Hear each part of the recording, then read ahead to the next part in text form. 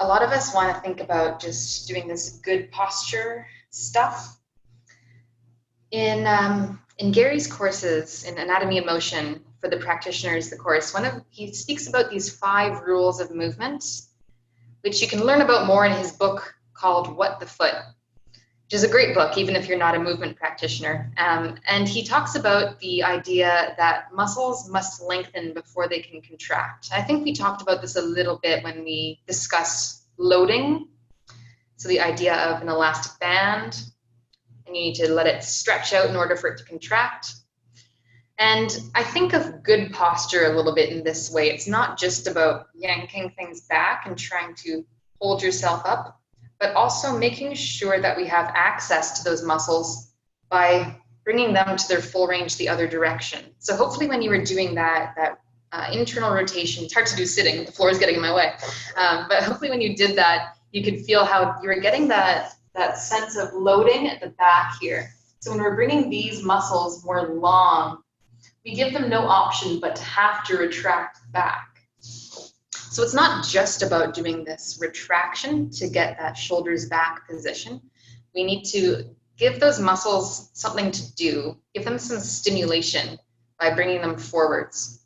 There's that, and there's also the idea, I made a little video about this that's on my YouTube channel right now. And the idea of finding center with the shoulder girdle is we need to explore both extremes. We need to go all the way into that protraction, internal rotation, flexion, and then be able to get all the way the other direction. And only by visiting the extremes can our bodies naturally find where it wants to be centered. And then in terms of good posture, whatever good posture means, that means that we don't have to work as hard to hold ourselves. Our body just knows how to hold itself, and we don't have to really think about it so much. So the more that I hope you explore those 2 extremes, don't be afraid of this. It's a good quality slouch. Even just sitting, what's been so helpful for me is during this period, this 3 months, I think yesterday was the 100th day of the pandemic or something like that, which is kind of crazy. It's already been a third of a year almost. I've been doing a lot of sitting, but you know what? I haven't had any problems with my body. And I think it's because my body knows how to do these movements in a very microscopic way, even while I'm sitting. So while I'm sitting, I'm not just stuck. I'm actually able to sit and go through these cog movements in a very microscopic way.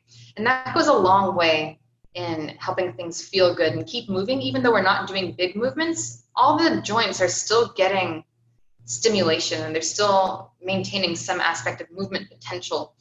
So I think that's a nice micro movement practice to have. Is we don't need to just do like an hour of movement to help our bodies, but we can just hold the intention throughout the day of I'm not going to be stagnant. Even though I'm sitting, I'm still going to be able to do these microscopic little things, and that makes such a big difference for whatever that's worth for you guys.